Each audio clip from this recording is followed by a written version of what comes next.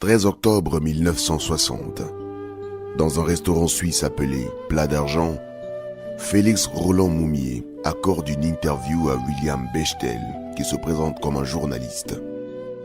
Le président de l'Union des populations du Cameroun était loin d'imaginer qu'il devait être victime d'empoisonnement durant ce dîner, au point d'en mourir le 3 novembre 1960. C'était l'ultime manœuvre de la France pour éliminer l'un des plus farouches opposants du colonialisme au Cameroun.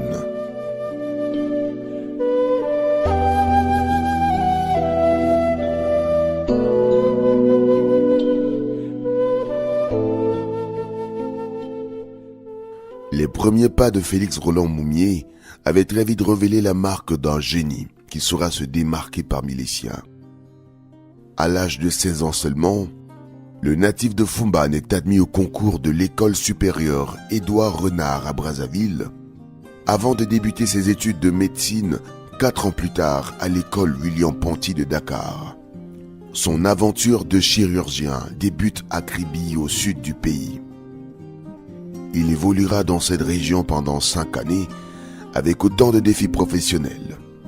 Le jeune spécialiste va les braver brillamment, conjointement avec son engagement politique qui sera autant remarqué. Félix Roland Moumié souhaitait la réunification des deux parties du Cameroun avant l'indépendance. Et pour ventiler ce message, il était un harangueur de foule, incontrôlable. C'est quelqu'un qui était bouillant, qui était enthousiaste et qui entraînait les foules. Écoutez, Moumié il a commencé à travailler à Kribi. Quand il est quelque part, tout de suite, il forme des comités de l'UPC. Donc évidemment, les colonisateurs le suivent à l'œil. Et on dit, vraiment, il faut qu'on sorte de là. On l'envoie à Lolodorf. Il forme encore des comités de l'UPC. On le sort de là. On l'envoie à Bétaré-Oya. Il fait encore des comités de l'UPC, évidemment. On l'envoie, on lui dit, bon, alors on va l'envoyer en exil dans le nord, à Moura et dans l'extrême nord même. Alors là-bas, et moi j'ai vu les gens que Moumié a formés. Ils sont vieux maintenant aujourd'hui, bien entendu. Je les ai vus, je les ai rencontrés. Bien. Donc c'était quelqu'un, on ne pouvait pas le tenir. Et c'est pour ça qu'il faisait peur, parce qu'il était enthousiaste. Il voulait cette indépendance-là et il n'a pas triché avec sa lutte. Il se donnait à fond. Il se donnait à fond. À preuve, à 27 ans seulement, Félix Roland Moumié est porté à la tête de l'UPC. Et dans sa croisade audacieuse pour l'indépendance du Cameroun, il pouvait compter sur le soutien entier d'une femme. Sa compagne, qu'il avait rencontrée à l'hôpital de Lolodorf, alors aide-soignante au sein de cette formation hospitalière. Marthe et Kéméon avaient choisi de vivre le périple aux côtés de Moumié, malgré la vive opposition de son entourage. Moi, je ne m'attendais pas à me marier avec un docteur, parce que j'aimais beaucoup la musique. Je me suis dit, je vais me marier d'un musicien. D'un musicien. Et ce n'était pas ça qui était prévu divinement. Alors qu'un médecin est arrivé, nous nous sommes mariés. Mon père était hostile à ce mariage. Le tribalisme, parce que certains de mes frères cousins, ils m'ont dit que bon, il ne faut pas habiter chez un Bamoun, parce que les Bamoun tuent et mangent les gens. À la hauteur de l'homme engagé et charismatique, des faits d'armes éloquents. En 1955, au début de l'année 1955, Ruben Omniobé rentre de New York. Vous savez qu'à partir de 1952, 52, 53, 54, Omniobé a fait 3 voyages à New York pour aller défendre la cause camerounaise aux Nations Unies, devant l'Assemblée générale, quand la question du régime de tutelle était en débat.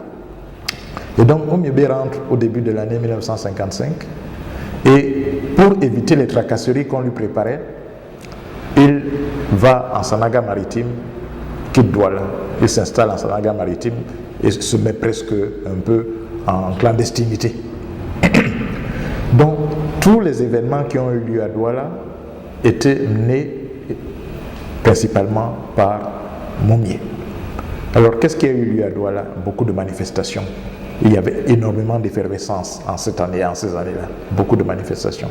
Mais l'une des manifestations qui était un peu le summum de toutes les manifestations, c'était la manifestation qui s'est tenue le 22 avril 1955.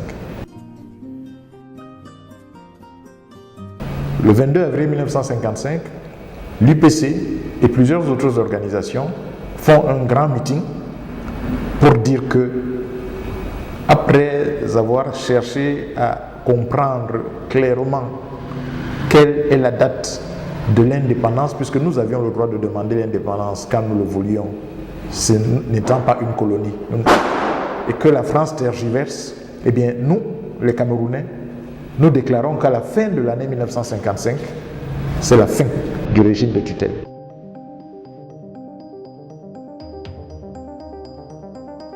Le plaidoyer de l'UPC résonne dans le monde entier. La France voit même déjà son avenir en pointillé devant un parti de résistance qui contrôle près de 80% de la population camerounaise. Il fallait porter un coup dur à l'UPC, dont la soif pour l'indépendance immédiate du Cameroun devenait débordante. Ce sera la mission de Roland Pré, arrivé au Cameroun en 1954. Le haut-commissaire de la France s'emploie à faire disparaître le parti nationaliste en l'espace de 6 mois. Les actes de brimade s'enchaînent. Espionnage, manipulation et surtout la répression. L'un des meetings du parti tenu le 29 mai 1955 se termine dans un bain de sang au quartier Nubel à Douala. On parle de près de 1000 morts ce jour-là. C'est ainsi qu'en juillet 1955, l'UPC est interdite. Une chasse à l'homme dirigée contre ses militants est lancée. Roland Félix Mounier est obligé de prendre le chemin de l'exil avec sa compagne. Il transite entre l'Égypte et le Ghana avant d'être accueilli en Guinée-Conakry par Ahmed Sékou Touré, qui savait tenir tête à la France. Il y en a un que la France n'a jamais réussi à éliminer, non pas faute d'avoir essayé, c'est Sékou Touré. Mais Sékou Touré était protégé en partie par le bloc soviétique. Ce sont les services tchèques qui ont protégé Sékou Touré contre les tentatives de déstabilisation et de meurtre, d'homicide de la part des autorités françaises. L'UPC subit la terreur sur l'étendue du territoire camerounais. Mais ses leaders restent fidèles à la cause et multiplient les déclarations pour alarmer la communauté internationale. Ce qui n'avait rien pour rassurer la France. De ce fait, en 1956, un nouveau haut-commissaire du nom de Pierre Mesmer est envoyé au Cameroun pour s'occuper de l'UPC. Sur ces entrefaites, le 13 septembre 1958, Ruben Oumiobe, l'un des plus redoutables boucliers de l'UPC, est assassiné par des soldats français. Félix Roland Mounier sait qu'il est certainement le prochain sur la liste. Ce n'est pas une menace, mais comment je le dis. Moi-même, je suis militante pour ce parti il y a 10 ans. J'ai échappé à beaucoup d'attentats ensemble avec mon mari. On a failli être tués. Partout où nous passons, nous avons des ennemis qui ont leurs espions un peu partout. Les agents qui organisent tout le temps des complots contre nous. Le président de l'UPC ne faiblit pas. En mars 1959, il se rend aux États-Unis d'Amérique. Devant le Conseil de tutelle de l'ONU, il réclame avec véhémence l'organisation des élections avant la proclamation de l'indépendance du Cameroun réunifié. L'onde de choc de l'appel de Mounier est si forte que Mesmer va user de subterfuges pour déjouer l'agenda de l'UPC. Et alors, à partir de ce moment-là, l'UPC s'est trouvé dans une situation extrêmement difficile, parce que c'était sa revendication. La France parvient à donner une indépendance factice au Cameroun le 1er janvier 1960, avec à sa tête Amadou Ahidjo, celui que Mounier et ses pairs considèrent ouvertement comme une marionnette de la France pour garder la main mise sur le Cameroun. Le président de l'UPC avait donc toutes les raisons de poursuivre la lutte. Il continue de rassurer, de motiver et d'équiper sa base. Il prépare même de nouvelles mobilisations d'envergure de l'UPC. Mais il y a malheureusement eu cette soirée fatidique du 13 octobre 1960 en Suisse. Après une journée de travail, Félix Roland Moumié devait se rendre à un dîner invité par William Bechtel, un journaliste français dont il avait fait la connaissance à Accra, la capitale du Ghana. Jean-Marie Tchapchet, l'ancien président de la section France de l'UPC, lui tient compagnie pour cette virée au restaurant dénommé Plat d'argent.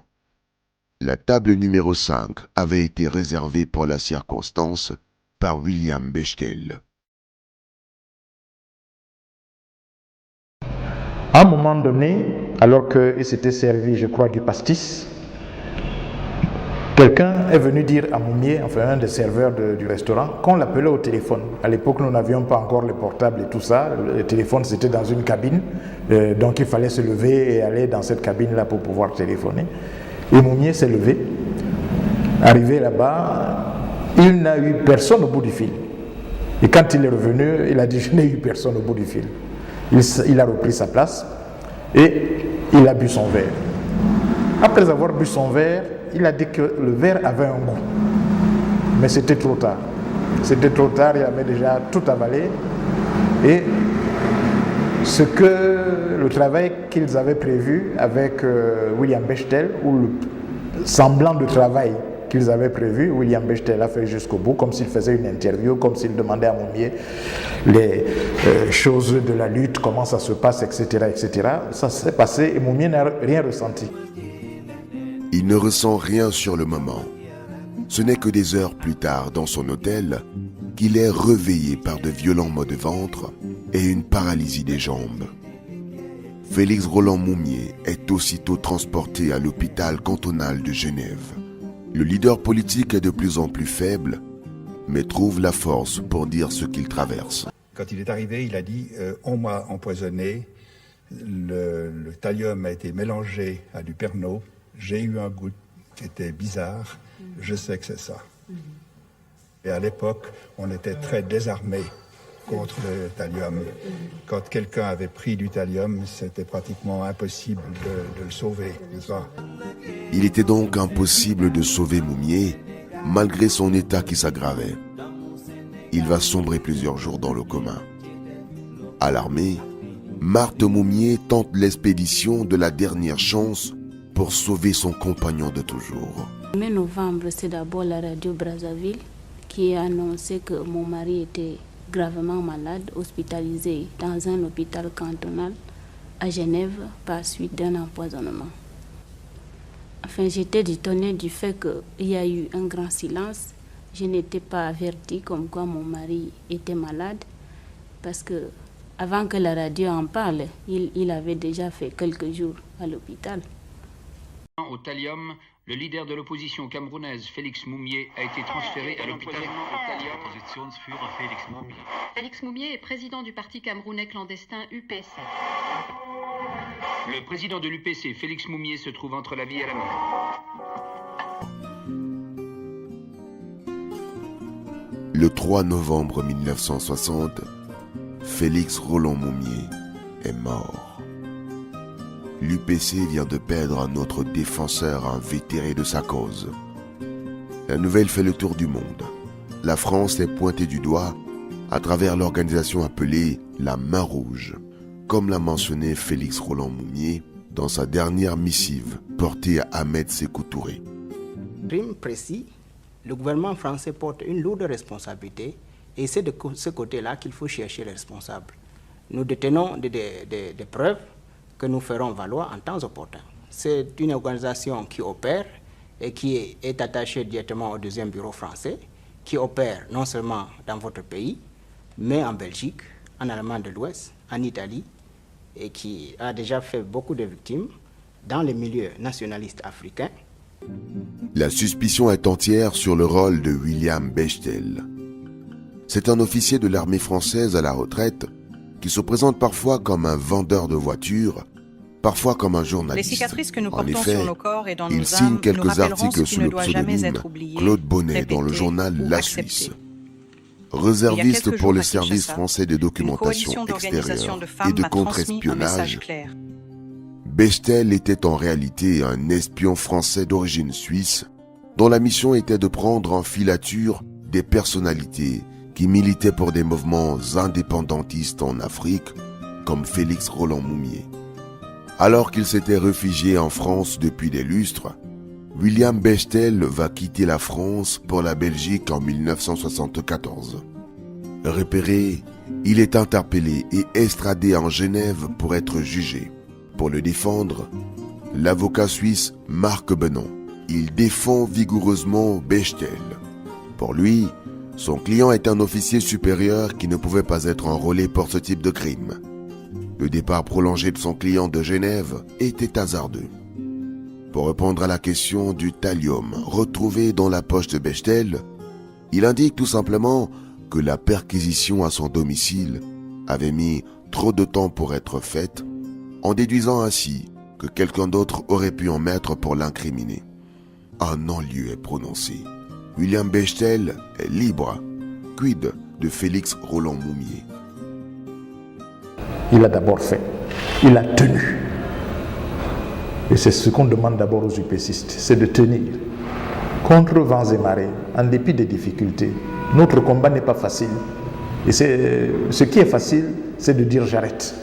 Ce qui est facile, c'est de dire ok, moi aussi je vais de l'autre côté. Il y a même des millions là-bas. Donc lui, il a tenu. Vous imaginez bien, un médecin dans les années 50, il y avait des propositions de l'acheter, probablement, nombreuses. Il a écarté cela en disant je ne suis pas là pour ça. Je suis là pour que mon pays ait son indépendance et fasse sa vie comme il l'entend. Et qu'il n'ait pas quelqu'un au-dessus de lui, une puissance au-dessus de lui, qui lui dicte ce qu'il doit faire. C'est énorme pour un garçon de cet âge-là. Et évidemment, ça doit nous interpeller tous. Donc, d'abord, son héritage, c'est d'abord quelqu'un qui a tenu.